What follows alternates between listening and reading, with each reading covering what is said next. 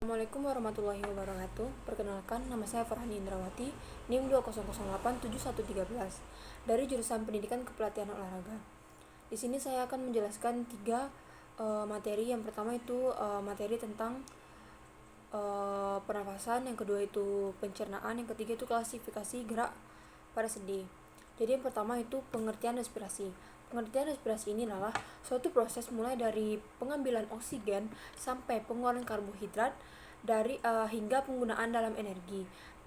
Manusia dalam bernafas itu menghirup oksigen dan dan uh, dan dalam udara bebas dia akan membuang karbon dioksida ke lingkungannya sendiri. Respirasi ini dapat dibedakan menjadi dua jenis. Yang pertama itu ada respirasi luar dan respirasi dalam. Kalau respirasi luar ini merupakan pertukaran antara O2 dengan CO2 antara darah dan udara. Kalau respirasi dalam itu merupakan pertukaran O2 dan CO2 dari aliran darah ke sel-sel tubuh yang lainnya. Pengambilan nafas itu ada dua cara. Yang pertama itu ada respirasi atau pernafasan dada, atau respirasi atau pernafasan diafragma. Jadi kalau misalnya pernafasan dada itu dia otot antar tulang rusuk, alat luar kontraksinya itu akan mengerut, dan kalau tulang rusuknya itu terangkat. Kalau misalnya perut itu dia diafragmanya akan mendatar.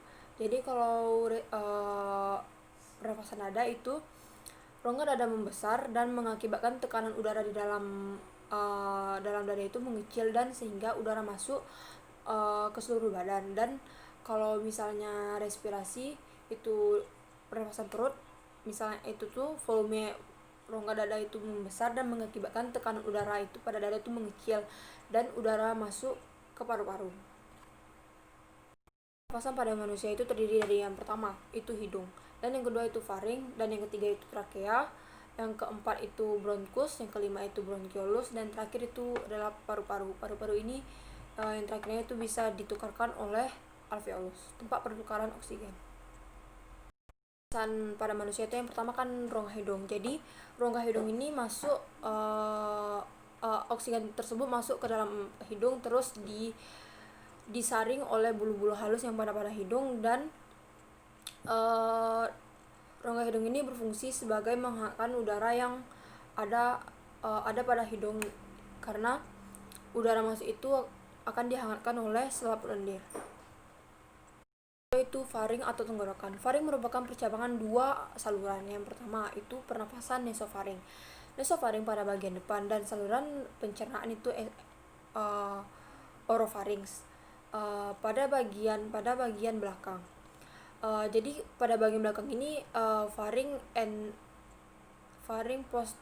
posterior, dan terdapat laring TK. Jadi untuk pita suara itu terdapat di laring TK. Masuknya udara melalui faring akan menyebabkan pita suara itu bergetar atau bersuara. Faring itu adalah menyediakan saluran bagi udara yang masuk ke dalam tubuh.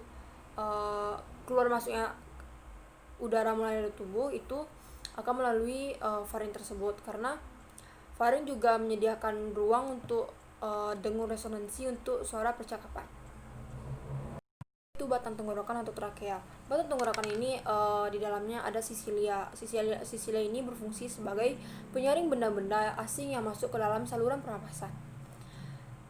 Selanjutnya itu ada pangkal tenggorokan atau laring. Laring merupakan satu saluran yang dikelilingi oleh tulang rawan. Laring itu berada di bagian leher kita yang di dekat orofaring dan trakea. Batang tenggorokan atau yang disebut biasanya dengan bronkus. Batang tenggorokan trakea ini menjadi terbagi menjadi dua. Yang pertama itu bronkus kanan dan bronkus kiri. Lalu bronkus kiri dan bronkus kanan ini akan menuju ke paru-paru untuk menukarkan oksigen dengan karbon dioksida dan uap air ke alveolus. Yang terakhir ini adalah paru-paru atau yang disebut dengan pulmo. Pulmo ini terdapat di dalam rongga dada, dan di bagian sampingnya itu terletak otot dan tulang rusuk. dan di bagian bawahnya ini terdapat diafragma. Jadi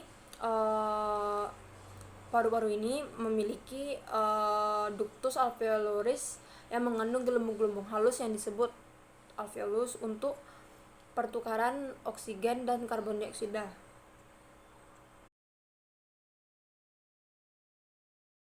Adalah sistem organ dalam yang menerima makanan, mencerna menjadi energi dan nutrien, serta mengeluarkan sisa-sisa proses tersebut melalui anus.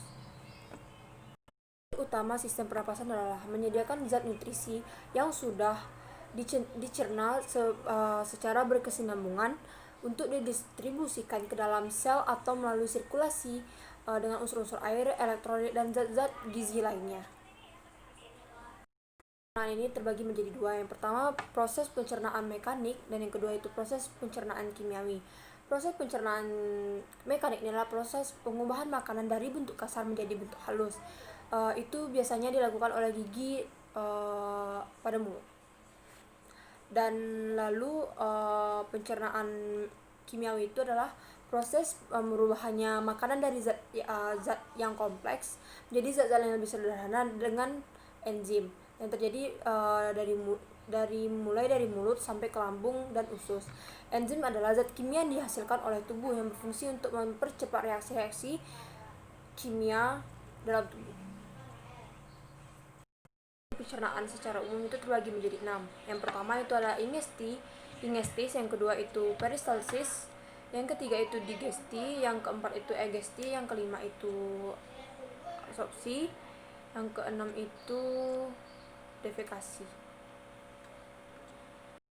Ingesti adalah masuknya makanan ke dalam mulut. Di sini terjadinya proses pemotongan dan penggilingan makanan dari penggilingan makanan yang masuk yang dilakukan oleh gigi. Peristalsis atau yang disebut dengan peristaltik, gerak peristaltik adalah gelombang kontraksi otot polos involunter yang menggerakkan makanan tertelan melalui sarana pencernaan. Hidrosis kimia, penguraian atau molekul besar menjadi molekul kecil sehingga absorpsi dapat berlangsung. Pencernaan ini yang pertama itu awal mulanya dari mulut, lanjut ke kerongkongan, yang setelah itu ke lambung, ke usus halus, ke usus besar, dan terakhir itu anus. Mulut adalah bagian pertama dari saluran pencernaan yang menerima makanan dan air liur. Pada mukosa oral adalah membran mukosa epithelial melapisi bagian-bagian yang ada dalam mulut. Karena rongga oral utama ini dibatasi gigi dan gusi bagian depan, palatuk maluna itu dan keras di bagian atas. Lidah ini di bagian bawah dan orofaring itu di bagian kerongkongan. Faring adalah organ yang menghubungkan rongga mulut dengan kerongkongan atau yang biasanya yang disebut dengan esofagus. Esofagus atau kerongkongan itu merupakan saluran pencernaan setelah mulut, dan faring dengan panjangnya kurang lebih 25 cm dengan posisi mulai dari tengah leher sampai ke ujung bawah rongga dada di dalam trakea. Adalah organ berongga besar menyerupai kantung dalam rongga peritoneum yang terletak di antara esofagus dan usus halus. Lambung ini menerima makanan dan bekerja sebagai penampung untuk jangka waktu pendek. Selanjutnya itu ada usus halus. Usus halus adalah bagian dari sistem pencernaan makanan yang berpangkal pada pylorus gaster dan berakhir pada sekum. Panjangnya ini lebih kurang 6 meter dan dengan diameter kurangnya lebih 2,5 cm. Usus halus ini merupakan tempat penyerapan sari-sari makanan dan tempat terjadinya proses pencernaan yang paling panjang. Ini ada proses sebelum ke anus, itu adalah usus besar. Setelah usus halus ini adalah begitu nutrisi dalam saluran makanan masuk ke dalam usus besar, sebagian besar nutrien telah dicerna dan diabsorpsi dan hanya menyisakan zat-zat yang tidak tercerna lagi. Makanan biasanya memerlukan waktu 2-5 hari untuk menempuh ujung saluran pencernaan yang terakhir adalah anus. Ketiga ini adalah klasifikasi gerak para sendi.